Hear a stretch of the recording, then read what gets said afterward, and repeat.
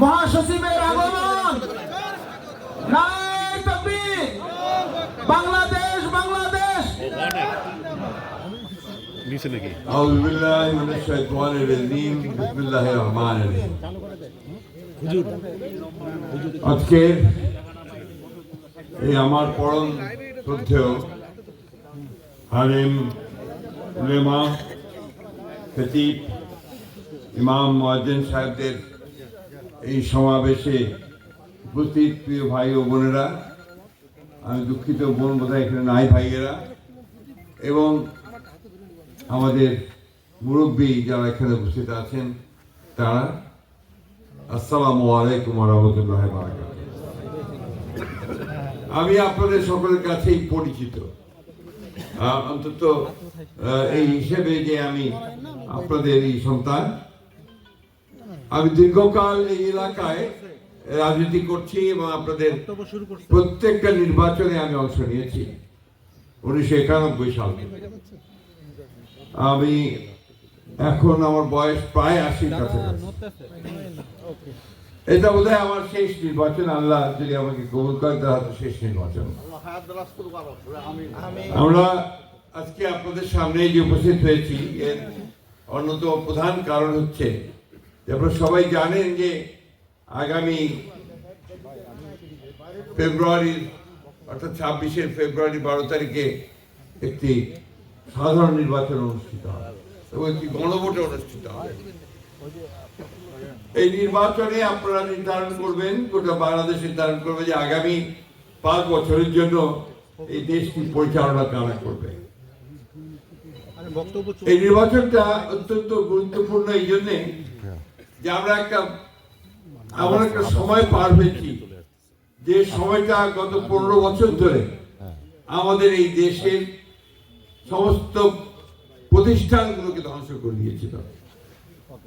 আমাদের গণতন্ত্রের যে প্রতিষ্ঠানগুলো, ইনস্টিটিউশনগুলো, সেগুলোকে ধ্বংস করেছিল, আমাদের অর্থনীতিকে ধ্বংস করেছে এবং শুধুমাত্র কিছু সংখ্যক ব্যক্তিকে অতি ধনী করার লক্ষ্যে ব্যাংকগুলোকে লুটপাট করেছে, বিদেশে টাকা পাচার করে দিয়েছে এবং সামগ্রিকভাবে গোটা দেশের মানুষকে তারা বঞ্চিত করেছে। শুধু তাই নয়, তাদের ক্ষমতাকে আরো চিরস্থায়ী করবার জন্য তারা বিভিন্ন রকম আইন পাস করেছে, যে আইনগুলোতে আমরা কথা বলতে পারতাম না, আমাদের কথা বলার স্বাধীনতাকে নিয়ে নেওয়া হয়েছিল। পত্র পত্রিকা মিডিয়াগুলো কি স্বাধীনভাবে কথা বলতে পারতো না। এমনকি তারা তাদের ক্ষমতাকে চিরস্থায়ী করার জন্য সমস্ত রাজনৈতিক দলগুলোকে তারা বিভিন্নভাবে নির্যাতন করেছে, নিপীড়ন করেছে। আপনারা জানেন যে এই দেশে শুধু বিএনপি 60 লক্ষ মানুষের বিরুদ্ধে মিথ্যা মামলা দেওয়া হয়েছে, অন্যান্য রাজনৈতিক দলের বিরুদ্ধে মিথ্যা মামলা দেওয়া হয়েছে, আলেম উলেমাদেরকে গ্রেফতার করা হয়েছে, নির্যাতন করা হয়েছে, কারাগারে নিক্ষেপ করা হয়েছে, এমনকি তাদেরকে ফাঁসিতে তাদেরকে শহীদ করেছে। আমরা এই সময়গুলো পার হয়েছি। আমি নিজে 11 বার কারাগারে গেছি। আমার অপরাধ যে আমি গণতন্ত্র চেয়েছি, আমার অপরাধ যে আমি সত্যের প্রতিষ্ঠা চেয়েছি, আমার অপরাধ যে আমি এখানে আমাদের আলেম উলেমাদেরকে যেন নির্যাতন করা না হয় সেটা চেয়েছি। আপনাদের নিশ্চয়ই মনে আছে সেই সময়ে আপনারা কেউ নিরাপদ ছিলেন না, আপনারা রাস্তাঘাটে চলাফেরা করতে পারতেন না ঠিক মতো, ভয়ে ভয়ে থাকতেন সবসময় কখন আবার আপনাদেরকে জঙ্গি বলে ধরে না নিয়ে যায়, তাই না? আমরা কি আমরা শাপলা চত্বরের কথা ভুলে গেছি যে আমাদের ভাইদেরকে, আমাদের ছোট ছোট শিশুদেরকে কিভাবে সেদিন গুলি করে হত্যা করা হয়েছে একমাত্র একটা অপরাধে, যে সেদিন তারা তাদের দাবিগুলো চেয়েছিল, তাই না?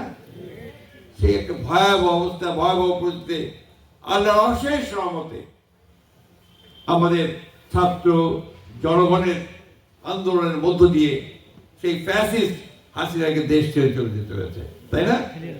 কিন্তু মূল্য দিতে হয়েছে অনেক। ওই আন্দোলনে প্রায় 2000-এর মতো ছাত্র জনতাকে প্রাণ দিতে হয়েছে, রক্তে লাল হয়ে গেছে ঢাকা শহর।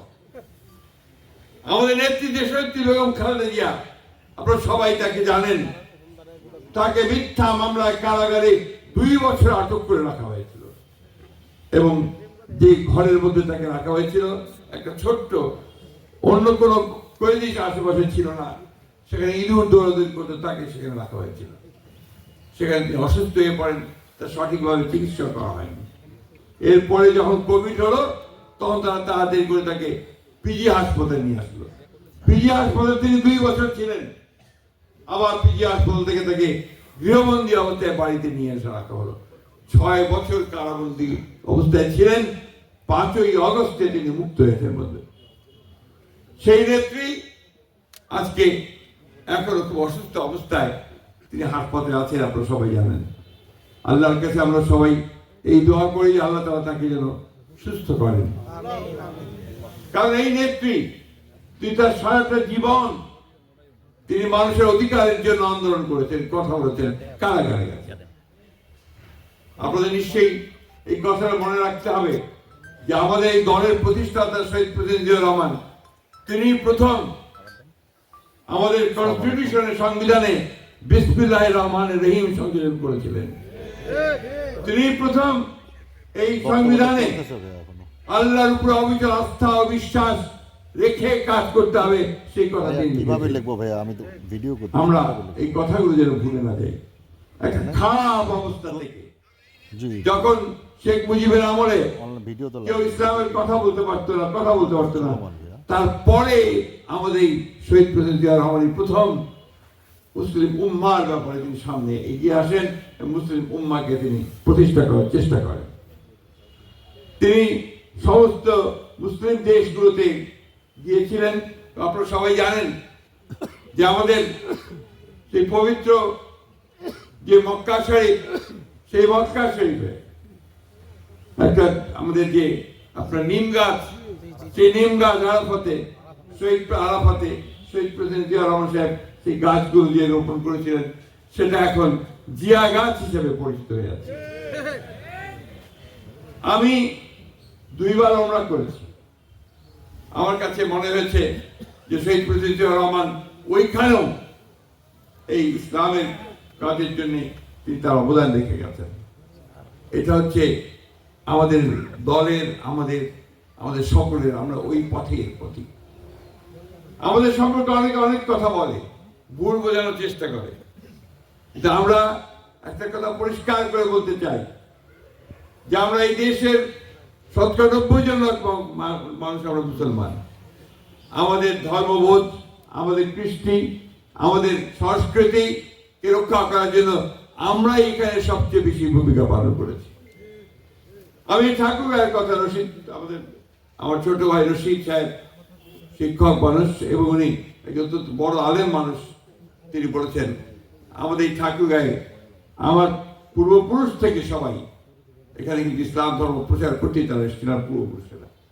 মির্জাপুরে আপনারা শুনেছেন সবাই, এবং সেই বংশেরই মানুষ হিসেবে আমরা ওখানে সব সময় আপনাদের পাশে থেকেছি, আপনারা আমাদের পাশে থেকেছেন। এই করার কোনো উপায় নেই যে আমরা সবসময় আপনাদের সহযোগিতা পেয়েছি এবং আপনাদের সহযোগিতা নিয়ে আমরা সামনের দিকে এগিয়ে আছি। প্রিয় ভাইয়েরা, দেশ এখন একটা ক্রান্তিকাল মধ্যে পার হচ্ছে। বিভিন্ন রকম কথাবার্তা উঠছে, বিভ্রান্তি সৃষ্টি হচ্ছে, আন্দোলন হচ্ছে। আপনার কেন জানি না মনে হয় যে দেশকে অস্থির করে তোলার জন্য আবার কিছু সংখ্যক লোক পেছন থেকে কাজ করছে। আমাদের এই সময় খুব সাবধান থাকতে হবে যে আমাদের আবার কোনো অন্ধকারের দিকে চলে না যায়। আমাদের সাবধান থাকতে হবে আমরা যে আবার ভুল করে নিজেদের মধ্যে বিভেদ অনৈক্য সৃষ্টি করে আমরা যেন আবার সেই সমস্ত চক্রান্তকারীদের হাতে না পড়ি, যেখানে আমাদের দেশ আবার ক্ষতিগ্রস্ত হবে, আমরা ক্ষতিগ্রস্ত হব। এই নির্বাচন সেই জন্যই খুব গুরুত্বপূর্ণ। এই নির্বাচনকে ভাঙার চেষ্টা করা হচ্ছে, বঞ্চন করার চেষ্টা করা হচ্ছে, সেটা যেন করতে না পারে সেদিকে আপনাদেরকে খেয়াল রাখতে হবে। আমরা অত্যন্ত কষ্টের সঙ্গে, আমরা বেদনার সঙ্গে আমাদের ছোট ভাই, আমাদের সন্তান যে উসমান হাদি, যে আপনার প্রাণ দিয়েছে, আমরা তাকে স্মরণ করি সবসময়। আমরা আমাদের রংপুরের সাহিদকে স্মরণ করি, আমরা স্মরণ করি আপনার ওসমান ওয়াসিমকে চট্টগ্রামের, যারা এই জুলাইয়ে আন্দোলনে তারা প্রাণ দিয়েছে।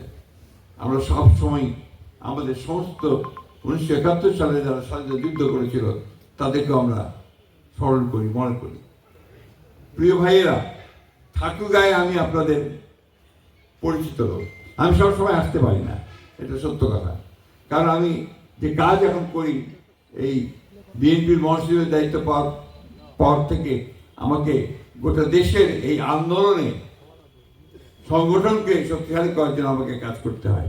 আপনারা দেখেছেন যে আজকে যে আমাদের নেতা তারেক রহমান সাহেব বিদেশ থেকে দেশে আসার পরে, নির্বাচিত অবস্থা থেকে দেশে আসার পরে কিভাবে স্বতঃস্ফূর্তভাবে জনগণ ঢাকার রাজপথে ছড়িয়ে পড়েছে, তাই না? এবং সেখানে তিনি যে বক্তব্য রেখেছেন, আমি বিশ্বাস করি আমাদের আলেম উলেমা সবাই সেটাকে পছন্দ করেছেন। কিন্তু বারবার ইসলামের কথা বলেছেন, আল্লাহর কথা বলেছেন, মনে আছে আপনাদের নিশ্চয়ই। আমরা কমিটেড, আমরা অঙ্গীকারবদ্ধ যে এই দেশে আমরা কোরআন ও সুন্নাহর বাইরে কোনো আইন আমরা করতে দেব না। এটা আমাদের কমিটমেন্ট। এই কমিটমেন্ট আমরা সবসময় করে এসেছি। আমি যখন আপনার চরমনায় পীর সাহেবের সঙ্গে বসেছিলাম, আপনাদের হয়তো অনেকের মনে থাকতে পারে, সেখানে যে 10টা বিষয় আমরা একমত হই, তার মধ্যে এই একটা বিষয় ছিল, এটা অনেকে মনে থাকতে পারে। সুতরাং এই কথা যারা ছড়ায়, অনেকেই আপনার একটা বিভ্রান্তি সৃষ্টি করার জন্য বলে আমরা নাকি কোরআন ও সুন্নাহর আইন চাই না। নাউজুবিল্লাহ, আমরা সবসময় কোরআন ও সুন্নাহর মধ্যেই আমরা থাকতে চাই। আমাদের বংশ সেটা, আমাদের রক্তের মধ্যে সেটা। আমরা গর্বিত যে আমি একজন মুসলমান, অত্যন্ত গর্বিত। এই কারণে যে আমরা সত্যের পথে, ন্যায়ের পথে ইসলাম সবসময় আমাদেরকে নিয়ে যায়। ইসলাম শান্তির ধর্ম, আমরা শান্তি চাই। আমরা চাই এই নির্বাচনের মধ্য দিয়ে শান্তি প্রতিষ্ঠিত হোক। আমরা চাই যে এই নির্বাচনের মধ্য দিয়ে একটা নতুন বাংলাদেশ গড়ে উঠুক, যেখানে আমি আমার ইবাদত শান্তিতে করতে পারবো, আমার ধর্ম চর্চা শান্তিতে করতে পারবো, এবং আমি আমার ভবিষ্যৎ বংশধরদের জন্য একটা সুন্দর ভবিষ্যৎ রচনা করতে পারবো। এইটাই হচ্ছে আমাদের একমাত্র লক্ষ্য। আমাদের ভাইরা এখানে কিছু কথা বলেছেন, হ্যাঁ আমি একটু বন্ধ রাখি, বলতে পারবো।